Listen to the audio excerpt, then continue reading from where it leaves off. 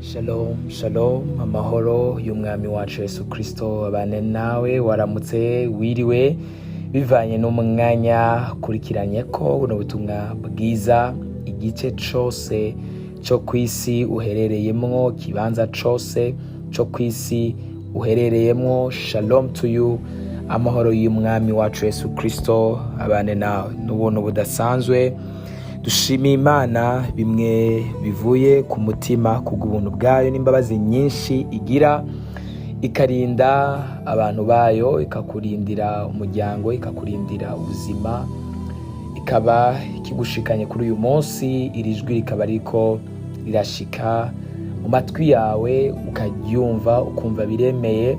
Ndagusengeye Imana izibane nawe muri iyi ndwi, Imana izikugirire neza, Imana izigutabare, Imana iziguhoze amarira, Imana ize ikugirire neza mu bihe bigoye, izikube hafi mu bihe bitoroshe, izigushoboze ibihe byose bitandukanye. Umwami w'amahoro ntaze yigere aja kure yawe, urukundo rwayo ruze rugume hafi yawe cane gusumba. Iyi ndwi rero nizera ko ari indwi idasanzwe ku buzima bw'umuntu wese akiriho, akiri muzima. Iyi ndwi ntigusige iko yagusanze. This week may not leave you as how it found you.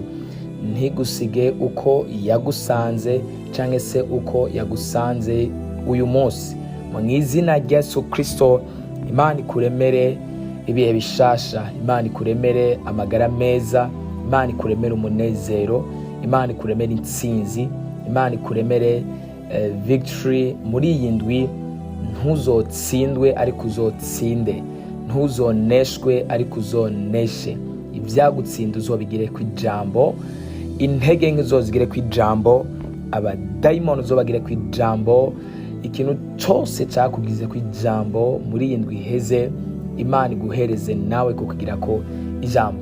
Mwami Yesu akugire neza. Ndanezerewe cyane, nezerejwe n'umuntu wese aronka ubutumwa bwiza akabusangiza abandi, inshuti, abagenzi, kugira ngo nabo barushirize kuronka ubutumwa bwiza. Nababwiye ushobora kuba kumbure udashoboye kugurura akanwa ngo uvuge ubutumwa bwiza, ariko uronse video canke se audio ikiganiro Ubushobozi bw'Ijambo, ukarungikira inshuti n'abagenzi, ukaba nawe uriko uravuga ubutumwa bwiza muri ubwo buryo.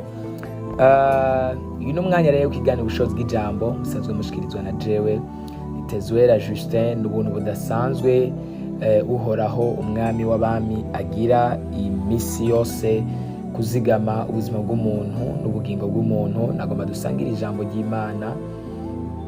Ndagomba kuremesha umuntu wese, mbwira umuntu wese ari mu bihe bitoroshe, mbwira umuntu wese afise icyo ariko arasenga asaba Imana. Ndakubwira ngo Imana mu ijuru nizotuma bikunda. Ndazi yuko iyi ndwi Imana izokiza abagwaye biciye nga mu kiganiro Ubushobozi bw'Ijambo. Ndazi yuko iyi ndwi Imana izoruhura abarushe. Ndazi yuko muri iyi ndwi Imana izo kwishura imitwaro myinshi biciye nga mu kiganiro Ubushobozi bw'Ijambo. Umfashe wizere, help me to believe. Umfashe kwizera, umutima wawe wizere cane, uduze kwizera cane gose, kandi ukwizera kuzanwa no kumva biciye mu kumva ijambo ry'Imana. Turasoma ijambo ry'Imana riri muri Nehemiya igice cyaho ca 2 ku murongo waho wa 20. Birashoboka kuba atari rya mbere uryumvise cyangwa ugasanga si n'irya kabiri uryumvise, ariko uryizere kandi uryakire nk'ijambo rije gukora ikintu mu buzima bwawe, kandi iyi ndwi urigendereko. Uhoraho niwe azotuma bikunda, Uhoraho niwe azogushoboza, Uhoraho niwe azokuba hafi, Uhoraho niwe azotuma bikunda. Ibitakunda niwe azotuma bikunda, ibitemera niwe azotuma vyemera, ibitacamwo Uhoraho niwe azotuma bicamwo, kubera ko twaramwizeye kandi uyo mwami ntabwo ahinduka, arakomeye. Turasoma mu izina rya Yesu kuri 20 iravuga ngo nanje ndabishura nti Imana yo mu ijuru nizotuma bikunda. Ico gituma twega abasavyi bayo dushirako tukubaka ariko mweho nta mugabane, nta n'ububasha, nta n'icibutso mufise Yerusalemu. Umwami wacu Yesu Kristo adufashe cane. Uhoraho, umwami w'abami, wagutabaye muri vya bihe urupfu rwari rwasamye kukumira, ubona umenga ugiye gupfa, ubona umenga nta yandi mahirwe y'ubuzima uza kuronka. Wagukirije umwana ca gihe yaragomba ave mu buzima, wagukirije umugabo ca gihe yagomba ave mu buzima, watabaye umubiri wawe, watabaye ubuzima bwawe ca gihe, niwe agiye gutuma bikunda. Uyu mwami w'abami arihagije mu bushobozi bwose, adasabye inkomezi izo arizo zose cyangwa se adasabye intererano iyo ariyo yose. He is powerful enough to save. Arakomeye, arashoboye ku buryo bukomeye kandi buhambaye, ku buryo ashoboye gutabara no gukiza. Nta ngwara n'imwe adashoboye gukiza.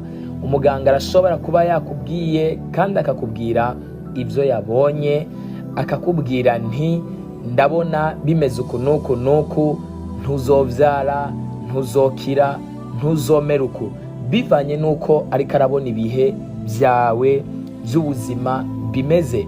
Ariko nagira ndakubwire yuko Uhoraho muri iyi ndwi azovuga ijambo ritandukanye cyane n'iryo abaganga bavuze ku buzima bwawe. Kumbure muri message baguhaye igutera ubwoba bivanye n'ibihe bitandukanye. The Lord is going to speak a different word. Uhoraho agiye kuvuga ijambo ritandukanye muri iyi ndwi. Umwami Yesu Kristo aduze finance zawe zose mu izina rya Yesu. Imiryango yari yaranse kuguruka, Uhoraho ayugurure mu izina rya Yesu. Inzu zari zaranse kuzura, Uhoraho azuzuze mu izina rya Yesu. Imibiri yari igwaye, Uhoraho ayikize, ayihereza amagara meza. Onondo Jezi, mu izina ry'ubutware kandi ry'ubushobozi, wakira ibihe bishasha, wakira ibihe bishasha, wakira ibihe bishasha. Intege nke zari zaraboshe umutima zije kure y'ubuzima n'umutima w'umuntu wese, in the name of Jesus. Wakire gutsinda, wakire kunesha no kugendera mu ntsinzi. Uhoraho niwe agiye gutuma bikunda muri iyi ndwi. Ivyo Satani yari yaranyaze, Uhoraho abikugarure mu maboko. Umwami Yesu aguhuze n'umuntu w'umugisha mu buzima bwawe. Nama nabivuze kenshi cyane, igihe cyose Imana igomba kuguhezagira iguhuza n'umuntu w'umugisha. Imaze kuguhuza n'umuntu w'umugisha, uyo muntu akakubera umugisha, uwo bita destiny helper. Imana iguhuza n'umuntu w'umugisha. Imana ihagurukije Nehemiya kuguruzitiro rwa Yerusalemu rwari rwarabomotse, imuhagurutsa nk'ugomba kuba destiny helper wo kubaka no gufasha abandi bari baragize ubwoba, abateramwo inkomezi kugira ngo bashobore kubaka uruzitiro. Imana ihagurutsa abantu mu buzima bwawe bagufasha kubaka uruzitiro rw'ubuzima bwawe, bagufasha kubaka uruzitiro rw'umuryango wawe, in Jesus name, amen. Mana, ndasengeye uyu mwene data, ubuntu, imbabazi, amahoro, ubushobozi bwawe bibe mu buzima bwiwe. Murinde gucika intege. Hagurutsa abantu mu buzima bwiwe muri iyi ndwi bamufasha kubaka uruzitiro rw'ubuzima bwiwe, nk'uko hagurukije Nehemiya ku bwa Yerusalemu, nk'uko hagurukije mwami nyagura ku ngoma Dawidi ku bwa Isirayeli, nk'uko hagurukije Yosefu ku bwa Egiputa. Mwami nyagura ku ngoma, uhagurutse abenshi ku buzima bwiwe, naho bitoroshe ariko bahagurutse kugira ngo ubuzima bw'uyu mwene data bubandanye. Umurindi icyago cyose, umugwanirire. Mana afise umutima witeguye kwakira ikivuye kuri wewe n'ico ukoze. Rero nyagora ku ngoma, ubuzima bwiwe muri iyi ndwi buronke indi ntumbero, buhinduke rwose, aze ashinga intahe, yakire gukira, yakire amashimwe, yakire ihumure n'ubugingo butemba muri we, mu izina ry'umwami wacu Yesu Kristo, amen.